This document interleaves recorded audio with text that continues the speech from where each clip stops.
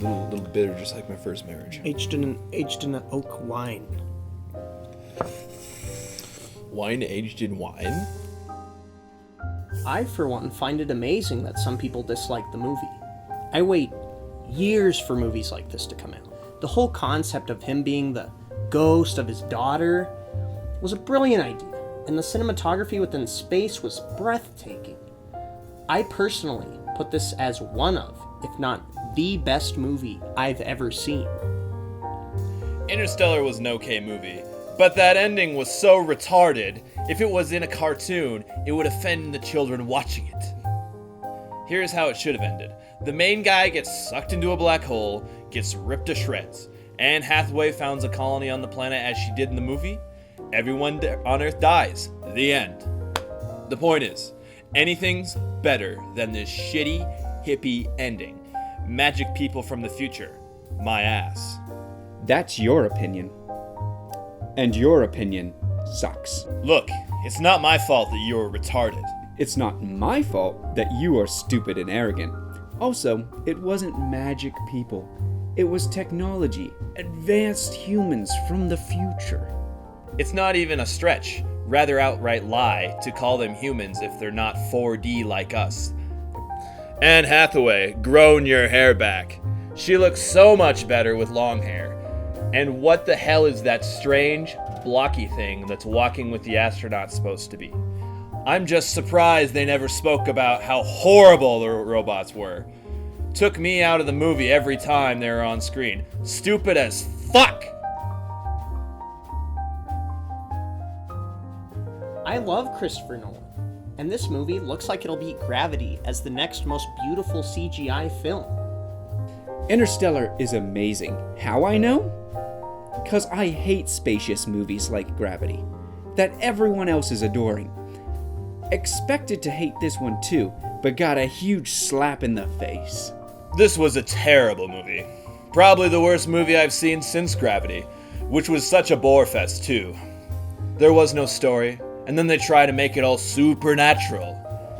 But then they say it's some weird dimension that they're in, and it's just like, what the fuck is even happening? Oh, I definitely wouldn't recommend it unless you want some sleep time. Lol. Interstellar was better because it was based on real science. Anyone can make a cool SF movie if you just make up the science. People always think that God is somewhat like a human, or perhaps like a new species of some sort. What if God is actually a thing, like time, the space? We don't know what the fuck is going on out there. I think the world was a field. Can't we just emit less carbon dioxide to save the world? Seems easier, more doable. Can you grow your brains a bit? It's easier than you think, and it's more than doable. When you achieve that, see how smartly you will put questions before us! Cheers, and GL. So instead of trying to break down the movie and imply that I know something you don't, because I don't, I will simply suggest my favorite part of the movie. My favorite part of the movie was probably when Coop decided that he needed to catch up with their spinning space station and dock their ship. I felt like I was going into labor, and I was about to pass out from hyperventilating. Spoiler question. Alright, if Dude was the guy, then how did Dude create a wormhole? And why not make it closer? If you don't understand physics, then you just won't understand this movie.